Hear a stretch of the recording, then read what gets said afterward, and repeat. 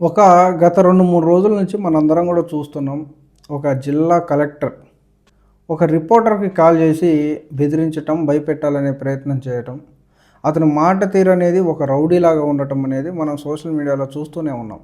దాన్ని సోషల్ మీడియాలో ప్రజలందరూ కూడా వ్యతిరేకిస్తున్నారు. ఒక జిల్లా అధికారి అయ్యుండి, ఒక కలెక్టర్ అయ్యుండి ఇటువంటి బిహేవియర్ ఉండటం కరెక్ట్ కాదనేసి ప్రజలందరూ కూడా దాన్ని వ్యతిరేకిస్తున్నారు. అలానే ఎవరైతే రిపోర్టర్‌ని బెదిరించటానికి ప్రయత్నించారో దాని దెబ్బకు జర్నలిజంలోని అనేక సంస్థలన్నీ కూడా ఒకటయ్యి, జర్నలిజంలోని అనేక కూటములన్నీ కూడా ఒకటయ్యి ఆ కలెక్టర్ అనేది బహిరంగంగా క్షమాపణ చెప్పాలనేసి పోరాడుతున్నారు. సీఎస్‌కు కూడా కంప్లెయింట్ ఇచ్చారు. నారా చంద్రబాబు నాయుడు గారి దృష్టికి కూడా తీసుకెళ్లారు. మరి ఏం జరుగుతుందనేది వేచి చూడాలి. కాకపోతే ఇక్కడ ఒక జిల్లా స్థాయి అధికారి, జిల్లా కలెక్టర్ అంటే ప్రజలందరికీ కూడా ఎంతో నమ్మకం ఉంటుంది. ప్రజలందరూ కూడా ఎంతో గర్వంగా చెప్పుకుంటారు. మా జిల్లా కలెక్టర్ ఇతను, మా జిల్లా కలెక్టర్ ఇతను, ఇతను బాగా పనులు చేస్తాడనేసి చెప్పుకుంటారు. నేను ఆ కలెక్టర్ పేరైతే చెప్పను కానీ నిజానికి ఆ కలెక్టర్కి ఒక మంచి పేరుంది. ఇప్పటి వరకు ఈ ఇన్సిడెంట్ జరగక ముందు వరకు కూడా గ్రౌండ్ లెవెల్లో ప్రజలతో ఉంటారని, ప్రజలకు అందుబాటులో ఉంటారని, ప్రజల పనులకు ఎటువంటి ఆటంకం కలగకుండా అధికారులను ఎప్పుడు కూడా అలర్ట్ చేస్తూ, ప్రభుత్వ అధికారులను అలర్ట్ చేస్తూ పనులు జరిగే కార్యక్రమాలు చేస్తుంటారనేసి ఒక టాక్ అయితే ఉంది. కానీ ఈ విషయంలో ఏదైతే రిపోర్టర్, అతని పేరు వచ్చేసి సురేష్, అతనికి ఫోన్ చేసి బెదిరించే విషయంలో మాత్రం పూర్తిగా నెగిటివిటీ అనేది ఆ కలెక్టర్ పైన వచ్చేసింది. అంత నెగిటివిటీ వచ్చేలాగా ఏం మాట్లాడాడు, ఎటువంటి బిహేవియర్ చూపించాడు అనేది తెలుసుకునే ముందు ఒకసారి ఒక ఆడియో ఏదైతే ఆ జిల్లా కలెక్టర్ మాట్లాడారో ఆ మాట్లాడినటువంటి మాటలు ఆడియో అనేది లీక్ అయింది. ఆ రిపోర్టర్ బయట పెట్టి ఉండొచ్చు, మరి ఎలా బయటకు వచ్చిందో వచ్చింది. ఒకసారి ఆ కలెక్టర్ ఏం మాట్లాడాడో అందరం కూడా విందాం. ఒక్క నిమిషం అండి. కలెక్టర్ అసిస్టెంట్ సార్ నమస్తే సార్. నీ పేరు ఏమిటి? నా పేరు సురేష్ సార్. సురేష్. తహసీల్దార్ ఆఫీస్ లో కనిపిస్తే, అగ్రికల్చర్ ఆఫీస్ లో కనిపిస్తే కేసు పెడతాను నేను, అర్థమైందా? నెక్స్ట్ టైం నుంచి మీ అగ్రికల్చర్ ఆఫీసర్స్ కి ఎవరైనా ఇబ్బంది పెడితే ఓకే సార్. ఈరోజు ప్రెస్ కాన్ఫరెన్స్ చేస్తాను నీ గురించి, అర్థమైందా? Okay sir. తావు లేపేస్తాను నేను. Okay sir. మీకు అర్థమవ్వదు. ఆవిడ నా చెల్లి, ఇప్పుడు నుంచి అర్థం చేసుకో మీరు, అర్థమైందా? Okay sir. ఎట్లా లేపుతాను నేను, నేను ఏం చెప్తున్నా, నేను పిల్లల వరకు వెళ్తాను నేను. Okay sir. మొత్తం ఈ హిస్టరీ.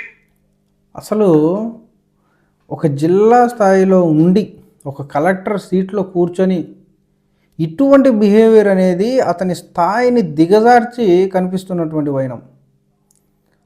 అతను ఫస్ట్ రిపోర్టరు నమస్తే సార్ అంటే తిరిగి నమస్తే పెట్టలేదు. మళ్ళీ నీ పేరేంటని అడిగారు. ఓకే, మీకు అతను తప్పు చేస్తున్నాడు, కోపంలో మీకు తిరిగి నమస్తే చెప్పాలని కూడా అనిపించలేదు అనుకుందాం. ఒకవేళ నిజంగా ఆ రిపోర్టర్ అనే అతను తప్పు చేసి ఉంటే ఇప్పుడు ఆడియోలో ఏముంది, తహసీల్దార్ ఆఫీస్లో కనిపిస్తే కేసు పెడతామన్నారు. మీరు చేయాల్సింది అదే కదా. ఒకవేళ రిపోర్టర్ అనే అతను ఆ తహసీల్దార్నో లేదంటే మిగతా అధికారులనో, అగ్రికల్చర్ డిపార్ట్మెంట్కి సంబంధించిన అధికారులను బెదిరించి ఉంటే మీరు చేయాల్సింది ఏంది? కేసులు పెట్టాలి, మీరు లీగల్గా యాక్షన్ తీసుకోవాలి, అంతే కదా.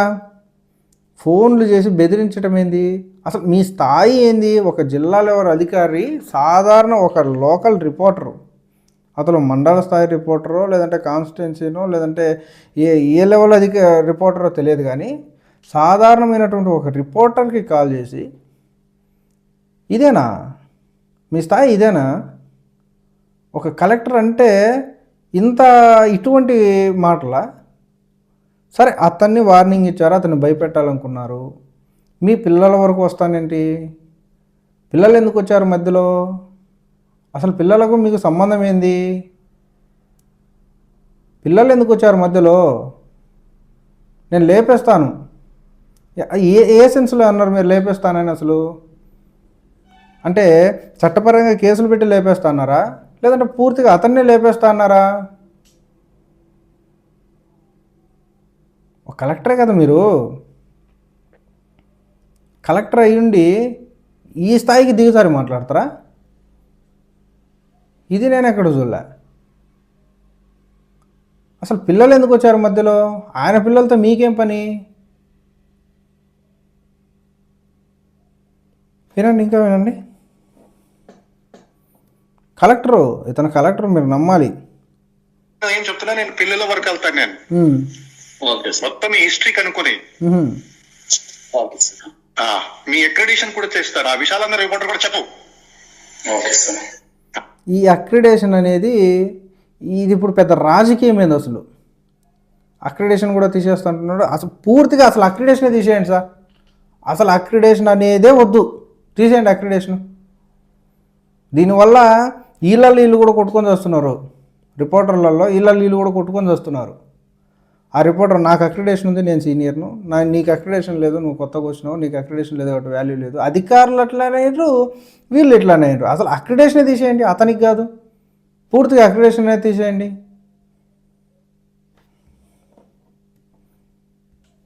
మీ అక్రెడిషన్ కూడా చేస్తారు. ఆ విషయాలందరూ రిపోర్టర్ కూడా చెప్పు. Okay sir. పిఎం కిసాన్, ఆ పైప్, యూరియా అన్ని చూస్తాను నేను ఇప్పుడు. Okay sir. ఇప్పటి నుంచి నెక్స్ట్ టైం నుంచి మీరు ఫోన్ చేస్తే మీరు అర్థం చేసుకో, ఆవిడ చెల్లి. Okay sir. ఒక ఎంక్వైరీ రిపోర్ట్ కాన్స్టిట్యూట్ చేస్తా ఈ PDICDS ద్వారా. లేపేస్తే బాబు మీకు అర్థం అవ్వదు. 100 మంది ప్రెస్ రిపోర్టర్తో మీ గురించి మాట్లాడతాను నేను.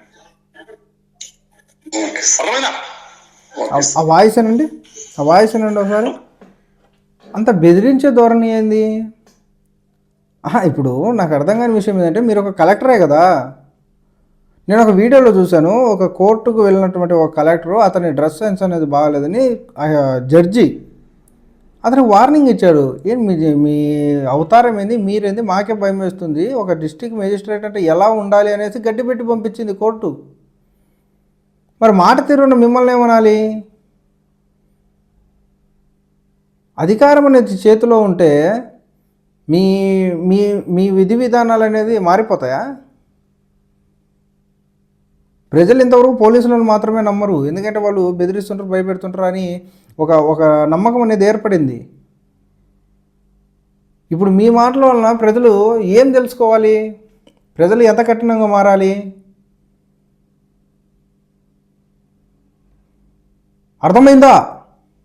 ఏం అర్థం కావాలి? లేపేస్తా అంటారు, అది ఏ సెన్స్లో అన్నారో తెలియదు. వాళ్ళ పిల్లల వరకు వస్తారు, ఎంక్వైరీలు చేయమంటారు. అసలు వాళ్ళ పిల్లలు ఎందుకు వచ్చారు మధ్యలో? పిల్లలకు ఆ కేసుకు ఆ గొడవకు సంబంధం ఏంటి? ఇదొక కలెక్టర్ స్థాయిలో ఉండి మాట్లాడాల్సినటువంటి మాటలా? ఒక కలెక్టర్ మాట్లాడాల్సినటువంటి మాటలా ఇవి? ఎవరన్నా వింటే నవ్వుతారు. ఒక రౌడీ షీటర్ బిహేవ్ చేసే విధంగా, ఒక రౌడీ షీటర్ మాట్లాడేటువంటి విధంగా ఇటువంటి మాటలు కరెక్ట్. మీరు వాస్తవానికి ఆ రిపోర్టర్ నిజంగా తప్పే గనక చేసి ఉంటే, చేశాడన్న క్లారిటీ కూడా లేదు ఇక్కడ. ఏ న్యూస్లో కావచ్చు, మిగతా దేంట్లో కూడా కావచ్చు, అతను తప్పు చేశాడని బయటికి రాలేదు. ఆరోపణలు ఉన్నాయి. ఆరోపణలు కాదు, నిజంగానే చేశాడు అనుకుందాం. మీరు రెస్పాండ్ అవ్వాల్సింది ఎలా? ఫోన్లు చేసి లేపేస్తా అనటం, వాళ్ళ పిల్లల గురించి, అసలు వాళ్ళ పిల్లల గురించి ఎందుకు వచ్చింది? ఎంక్వైరీ చేయాల్సినంత అవసరం ఏంది? కేసు పెట్టి అతన్ని తీసుకెళ్ళండి. అతను నిజంగా తప్పు చేసింది, అతనికి పడాల్సిన శిక్ష అతనికి పడేలాగా చేయండి. ఒక జిల్లా కలెక్టర్ సార్ మీరు. ఇటువంటి కొందరు వలన పూర్తిగా ఆ డిపార్ట్మెంట్కే లేదంటే ప్రభుత్వానికి ఒక చెడ్డ పేరు వస్తుంది మీ వల్ల. వాస్తవానికి ఇది ఒక ప్రభుత్వం మచ్చ అని కూడా అంటారు. అపోజిషన్కి ఇది ఒక కారణం కూడా అవుతుంది.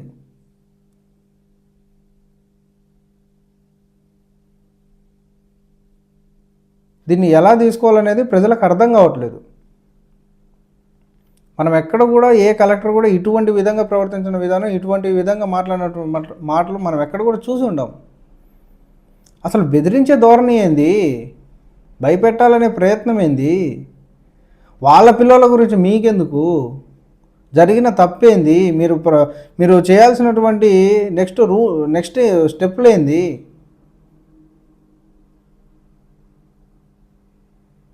దీన్ని ఎలా తీసుకోవాలి అసలు? ప్రజలకు అర్థం కావట్లేదు. పోనీ మీరన్నా చెప్తారా? ఇప్పుడు మీడియాలోని కొన్ని సంఘాలన్నీ కూడా, ప్రెస్ క్లబ్స్ కావచ్చు, మిగతా అన్నీ కూడా ఏకమయ్యి మా రిపోర్టర్లకు మాలల్లో ఒక వ్యక్తికి జరిగినటువంటి అవమానానికి, కలెక్టర్ మాట్లాడినటువంటి మాటలకు బహిరంగంగా క్షమాపణ చెప్పాలి అనేసి వాళ్ళు పోరాడుతున్నారు. సిఎస్కు కంప్లైంట్ ఇచ్చిండ్రు, సీఎం చంద్రబాబు నాయుడు దగ్గరికి తీసుకెళ్ళిండ్రు. రాజకీయం ఎలా ఉంటుంది మీకు చెప్పాల్సిన పని లేదు కదా సార్. మీరు జిల్లా లెవెల్లో ఉన్నప్పటికీ రాజకీయ నాయకులకు అంతో ఇంతో మీరు చేస్తుంటారు సహాయం. రాజకీయ నాయకులు ఎట్లుంటారో తెలుసు కదా. వాళ్ళ పదవికి, వాళ్ళ గవర్నమెంట్కి, వాళ్ళ పార్టీకి చెడ్డ పేరు వస్తుందన్నప్పుడు పక్కన కూడా తొక్కాలి అనుకుంటారు. మీ వల్ల ఈ కూటమి ప్రభుత్వానికి ఖచ్చితంగా మస్తు వస్తుంది. కూటమి ప్రభుత్వంలో అధికారులు ఎలా ఉన్నారు, ప్రజలను భయపెడుతున్నారు. ఒక రిపోర్టర్కి, ప్రజల గొంతు వినిపించే వ్యక్తికే ఇటువంటి బెదిరింపులు వస్తున్నాయి. ఇది కూటమి పరిపాలన అనేసి కూటమిని తిడతారు సార్. మీకు తెలుసు, మీకు చెప్పాల్సిన పని లేదు, మీకు తెలుసు. అప్పుడు ఏం చేస్తారు చంద్రబాబు నాయుడు గారు? మీ మీద యాక్షన్ తీసుకోమంటారు. మీ మీద యాక్షన్ తీసుకోవడానికి ప్రోత్సహిస్తారు. లేదంటే వీళ్ళు అడుగుతున్నట్టుగా బహిరంగంగా క్షమాపణ చెప్పమంటారు. ఆడితో మీ స్థాయి ఎలా దిగజారుతుంది? నిజంగా ఆ రిపోర్టర్ తప్పు చేసి ఉంటే మీరు రెస్పాండ్ అవ్వాల్సిన విధానం ఇది కాదు. మీరు స్పందించాల్సినటువంటి విధానం ఇది కాదు.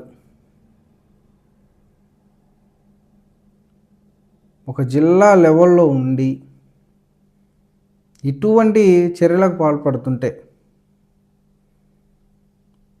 ప్రభుత్వం మాత్రం చూస్తూ ఊరుకోకూడదు.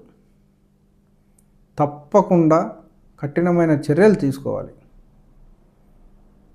ఎందుకంటే దీన్ని ఇలా వదిలేస్తే ఇంకో జిల్లాలో ఇంకో కలెక్టరో లేదంటే ఇంకొక అధికారో ఇలా మాకు ఏమి కాదులే, ప్రభుత్వం పట్టించుకోదులే అన్న తలపొగురు తలకెక్కి ప్రవర్తించే అవకాశాలు ఉంటాయి. కాబట్టి ప్రభుత్వం ఖచ్చితంగా స్పందించి చర్యలు తీసుకోవాలి. వాస్తవంగా రిపోర్టర్ అనేవాడు తప్పు చేసే ఉంటే అతనికి పడాల్సిన శిక్ష అతనికి పడాలి. రూల్స్ బ్రేక్ చేసి ఇటువంటి విధానంగా ఇటువంటి రీతిలో మాట్లాడినటువంటి కలెక్టర్కి కూడా తగిన పనిష్మెంట్ అనేది ప్రభుత్వం పడేలాగా చూడాలి. Thank you very much.